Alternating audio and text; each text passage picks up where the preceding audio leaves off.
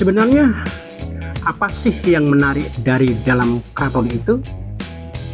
Sejarahnya, nilai budayanya, atau jika benda-benda warisan itu dinominalkan dalam rupiah, atau mendapat bantuan dana dari negara, dari berbagai funding yang jumlahnya tidak sedikit. Sayang banget kalau untuk itu rebutan kekuasaan dengan orientasi itu justru menjadikan keraton hilang peranannya dalam proses transformasi dari zaman milenial ini.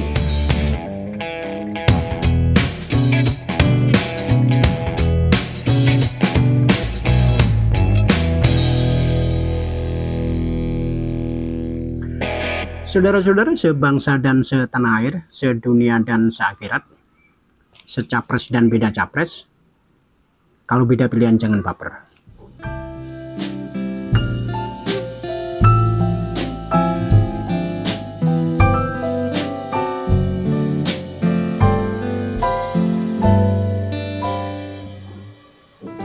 Keraton akan menjadi sumber nilai budaya yang jauh lebih sangkil dan mangkus, apalagi jika Keraton Ngayogyakarta bisa meniru kerajaan Inggris dan Belanda. Bagaimana kekuasaan dalam politik modern diserahkan dalam sistem demokratis dengan menunjuk Perdana Menteri berdasarkan pilihan langsung rakyat, dan kerajaan hanya sebagai simbol kekuasaan masa lalu dalam nilai-nilai keberadaban.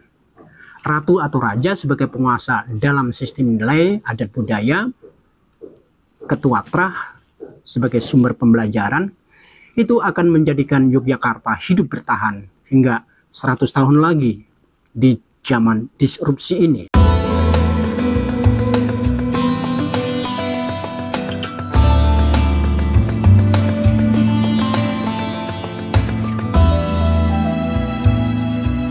Paugeran Sultan Agung atau paugeran siapapun Kanjeng Ratu Kidul, perempuan tabu berkuasa, sesuatu yang semakin tidak relevan.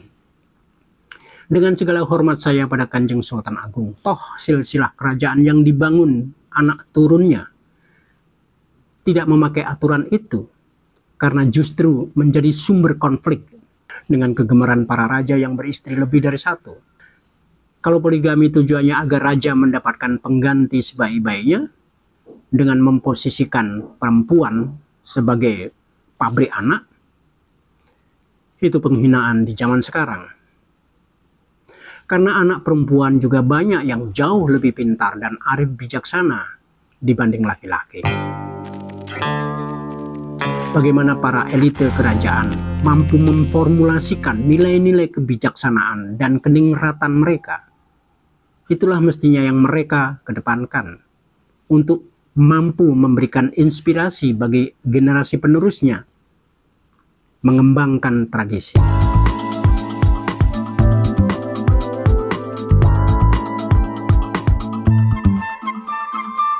Kalau kita membicarakan paugeran dengan masuknya Keraton Ngayogyakarta dalam sistem politik kekuasaan Republik Indonesia, memangnya bukan pelanggaran paugeran. Memang kita tahu bunyi paugeran Sultan Agung yang selengkapnya. Memangnya kita sudah membaca serat sastro gending dan serat pangracutan. Demikian juga misalnya lahir Undang-Undang Keistimewaan DIY hingga kemudian muncul Sabda Raja oleh Hamengkubuwono X pada 6 Maret 2015. Di situ Sabda Raja sudah jelas datan Kenowolawali. Dan Hamengkubuwono X dalam adat istiadat Keraton Yogyakarta adalah raja yang sedang bertahta. Ia yang berkuasa, wakil Allah. Kalau Anda tidak setuju, artinya Anda menolak titah raja. Itu saja persoalannya. Bahwa mungkin saja ada lembaga pertimbangan seperti Soeharto membuat DPA, Dewan Pertimbangan Agung, tapi namanya juga pertimbangan. Apalagi kalau anggota pertimbangan di bawah kuasa raja langsung, tergantung pada centelan. Namanya juga monarki. Kalau republik semua kembali ke publik, rakyat jelantah. Memangnya mau raja sebagai kepala terah dipilih langsung oleh rakyat dengan sistem coblosan? Ada banyak kandidat raja. Persoalannya adalah jika sistem monarki hendak diteruskan, ya dia akan menjadi monolit dan makin mengecil perannya. Karena hal itu berlawanan dengan arus zaman. Sebagai pemimpin komunitas, kelompok adat, kelompok masyarakat, terah, mungkin saja itu masih penting. Jadi bagaimana keraton dengan nilai-nilainya melakukan proses transformasi? Di situ persoalannya, agar menjadikan keraton tetap dihargai dan tetap eksis di tengah masyarakat yang berubah. Terah Mataram dengan demikian akan tetap lahir dan hadir dalam segala zaman, ketika memiliki kemampuan adaptif dan transformatif.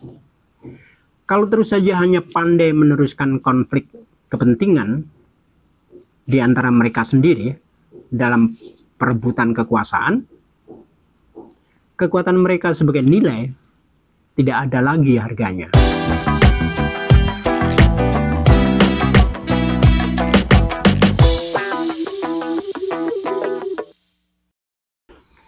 Saya teringat pesan Ngarso dalam Sri Sultan Hamengkubuwono IX pada 25 September 1988 menjelang wafatnya.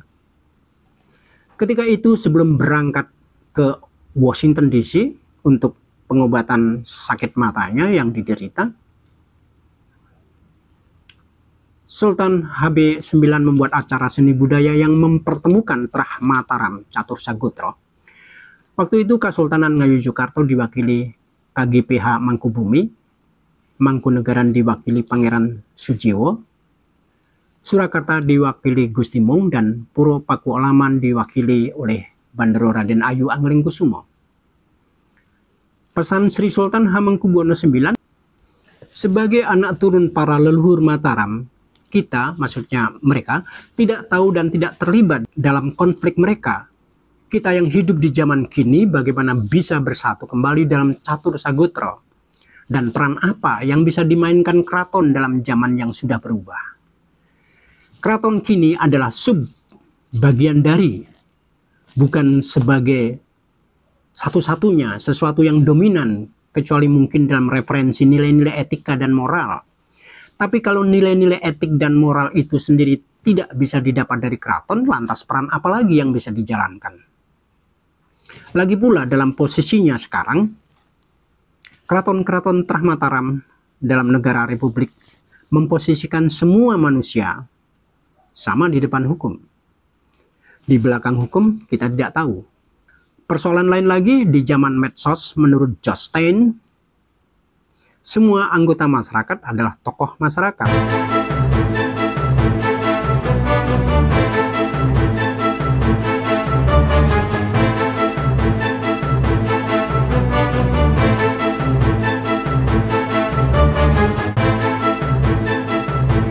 Generasi baru Terah Mataram seperti yang diwakili pada Mangkunegoro 10, semula Bre Cakrahutama Wira Sujiwo SH, KGPAA Paku Alam 9, kemudian KGPH Purboyo yang dilantik Raja sebagai Kanjeng Gusti Pangeran Adipati Anom Sudibyo Raja Putra Narendro ing Mataram, yaitu sebagai putra mahkota Kesunanan Surakarta, meski dari LDA menentang karena menurut Gusti Mung ada anak yang lain yang lebih berhak sebagai putra mahkota.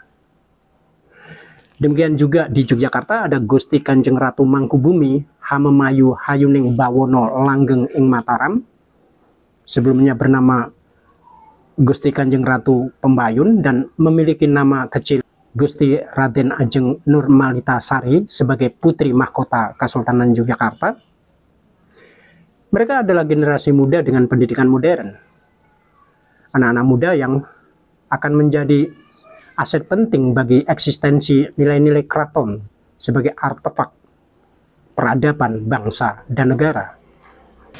Mereka mesti menatap ke depan karena mereka hadir dalam posisi dan tantangan berbeda. Juga seperti nasihat Hamengkubuwono IX, kita ini, generasi sekarang ini, tidak tahu menau dan tidak terlibat dalam konflik-konflik masa lalu.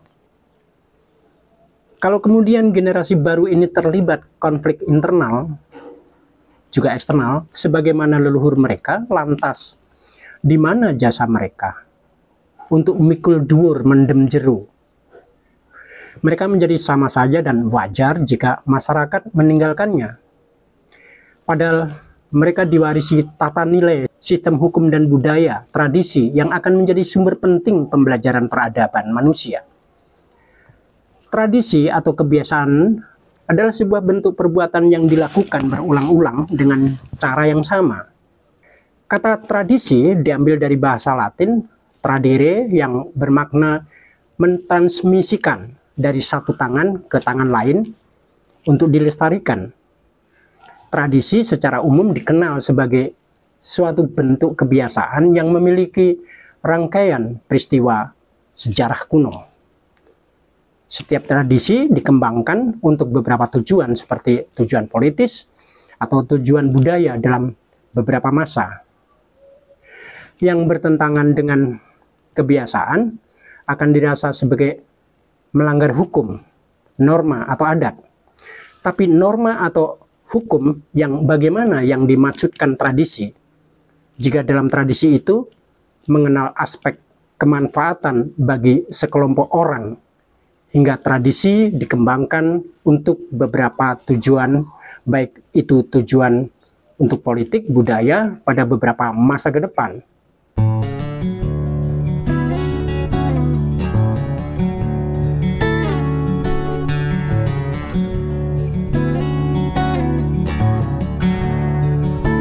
Maka yang perlu ditangkap adalah niatannya, visinya, nilainya atau makna substantifnya.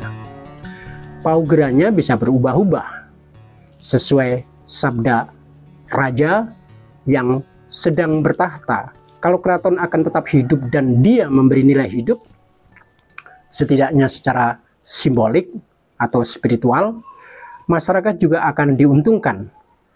Tapi kalau masyarakat diajak untuk mempertahankan sesuatu yang tidak relevan dan tidak berguna, artinya rakyat jelantah lagi-lagi hanya sebagai objek tipuan bagi proyek-proyek elite. Entah itu elite berdarah merah atau elite berdarah biru, sama saja.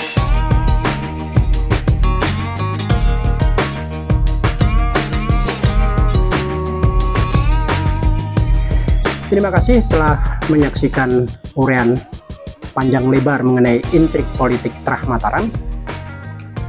Saya membatasi dalam konteks eksistensi kerajaan Trah Mataram dan Raja-Raja Mataram Catur Sagotra. Kalau mengenai Undang-Undang Keistimewaan DIY tentu soal lain lagi, misal Raja atau Ratu Kesultanan Yogyakarta akan otomatis menjadi Gubernur DIY. Untuk penutup, sebagai pendapat pribadi, Kesultanan Yogyakarta akan menjadi nilai penting sekiranya Gusti Kanjeng Ratu Mangkubumi menjadi Ratu Yogyakarta. Tetapi seperti halnya Ratu Elizabeth III di Inggris dan Ratu Beatrix di Belanda, mereka mempercayakan rakyatnya untuk memilih langsung Perdana Menteri sebagai kepala pemerintahan keseharian, penguasa eksekutif pemerintahannya. Di situ kerajaan Inggris dan Belanda tetap bernilai dalam peran transformatifnya. Yang ngantos lumeng sereng rakti sang resya mas aku